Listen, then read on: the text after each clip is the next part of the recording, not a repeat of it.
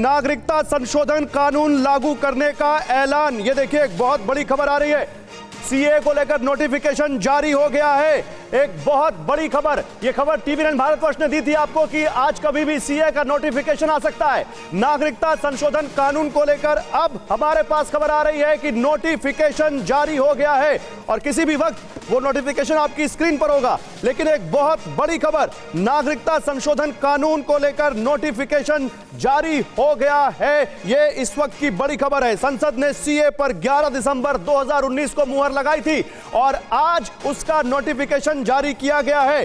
गृह मंत्री अमित शाह लगातार बोल रहे थे कि चुनाव से पहले इसको लागू किया जाएगा और अभी अभी खबर आ रही है कि नोटिफिकेशन जारी हो चुका है। केंद्र सरकार ने सीएए का नोटिफिकेशन जारी कर दिया है। बहुत बड़ी खबर, नागरिकता संशोधन कानून से जुड़ी हुई एक बहुत बड़ी खबर।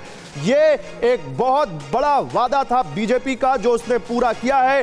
जो गैर मुस्लिम शरणार्थी हैं पाकिस्तान, बांग्लादेश और अफगानिस्तान के, उनको भारत की नागरिकता दी जाएगी। सुधांशु जी, सीए का नोटिफिकेशन आप लोगों ने कहा था और जारी हो गया। आप लोगों ने कहा था कि चुनाव से पहले हम जारी कर देंगे। देखिए, गृह मंत्री माननीय अमित शाह जी ने एक नहीं कई जगहों पे कहा था कि सीए जारी होगा और चुनाव की सूचना जारी होने से पहले जारी होगा। बड़ी सामान्य सहज सी बात थी। 2019 में हम ये विधेयक लाए थे, बीच में कोविड का दौर आ गया तो तकरीबन 2 साल उसमें चले गए। उस कारण जो वांछित तैयारियां थी उसके होने में और जो भी जो लीगल फॉर्मेलिटीज थी उनके होने में थोड़ी सी समस्या रही।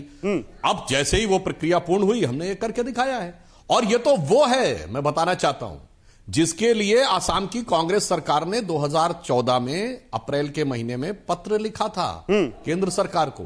ये वो है जिसके लिए नेता प्रतिपक्ष के रूप में डॉक्टर मनमोहन सिंह जी ने तत्कालीन गृह मंत्री लालकृष्ण आडवाणी जी से कहा था और उन्होंने शब्द क्या यूज किया था, बांग्लादेश के हिंदू। सुधांशु जी आपको एक मिनट रोकूंगा। वो नोटिफिकेशन हमारी स्क्रीन पर आ चुका है।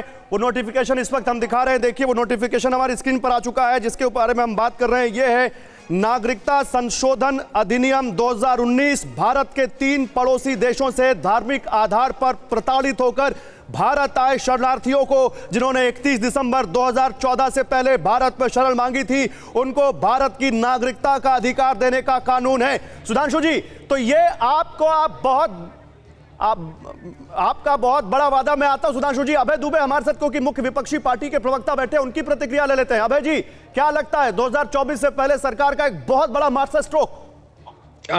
देखिए गौरव जी, मैंने अभी क्या नोटिफिकेशन है वो पढ़ा नहीं मैं, लेकिन सिर्फ एक ही बयान, इस पर एक ही बात कहना चाहता हूं। देश के नागरिकों बहुत गौर से सुनना जो मैं बात कहने वाला हूं, बहुत गंभीरता से और गौर से। जनवरी 2020 में इसका नोटिफिकेशन इशू कर चुकी थी मोदी सरकार, जनवरी 2020। इसके बाद 20, 21, 22, 23, 24 अभी तक क्यों लागू नहीं किया?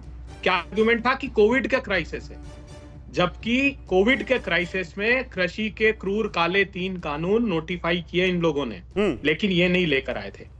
और इसी में नहीं, लेकिन मैं ये कह रहा हूं अभय दुबे, देखिए मेरे पास जो नोटिफिकेशन है, मेरी बात सुन लीजिए अभय जी, मेरी बात सुन लीजिए। ये कहता है कि जो 6 माइनॉरिटी कम्युनिटी हैं, हिंदू, सिख, बौद्ध, जैन, पारसी और ईसाई, आप लोग इस कानून के समर्थन में हैं या नहीं, मैं ये पूछ रहा हूं।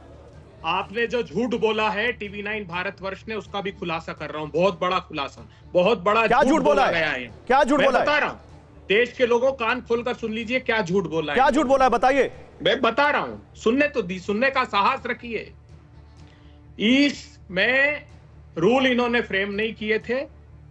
इसमें जॉइंट पार्लियामेंट्री कमेटी में देश की होम मिनिस्ट्री में जो आईबी है, उसने अपना प्रेजेंटेशन देकर यह कहा था कि साहब जो बात आज आप कह रहे हो धार्मिक रूप से प्रताड़ित, उन्होंने कहा था 31,333 लोग हैं जो लॉन्ग टर्म वीजा लेकर रिलीजियसली परसिक्यूटेड हैं और कई स्लीपर सेल के लोग हैं जो नागरिकता ले लेंगे। इस कानून के खिलाफ उन्होंने अपनी बात कही थी। तो सरकार ने रिलीजियसली परसिक्यूटेड शब्द हटा दिया और आप कह रहे हो धार्मिक आधार पर प्रताड़ित लोगों को। अरे इसमें नोटिफिकेशन में लिखा है भाई, ये नोटिफिकेशन में लिखा है। आप भारत सरकार के नोटिफिकेशन को मानते हैं कि नहीं मानते? आप नोटिफिकेशन मानते हैं कि नहीं मानते हैं?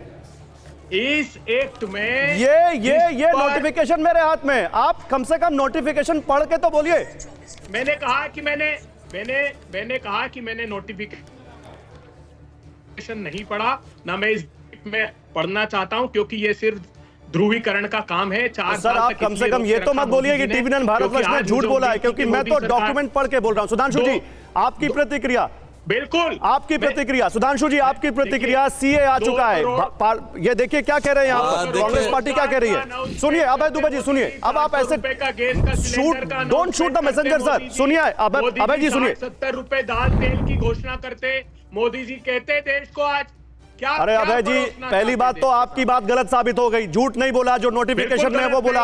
अब बीजेपी के प्रवक्ता को भी नहीं बोलने देंगे आप, बोलने दीजिए। बीजेपी के प्रवक्ता बोलेंगे, सुधांशु त्रिवेदी बोलिए। अभय जी अब रुकिए, आपका टर्न नहीं है, रुकिए, आ रहा हूं मैं आपके पास। तब तक मैं आपको बोलता हूं नोटिफिकेशन आप अपनी पार्टी से मंगवा लीजिए और पढ़ लीजिए। सुधांशु जी अरे रूल फ्रेम किए ना भाई, नोटिफिकेशन कानून का तो 2020 में हो गया है। अरे तो जो आज सरकार की तरफ से हमें सूचना दी जा रही है वो तो हम बताएंगे ना। सुधांशु जी एक मिनट,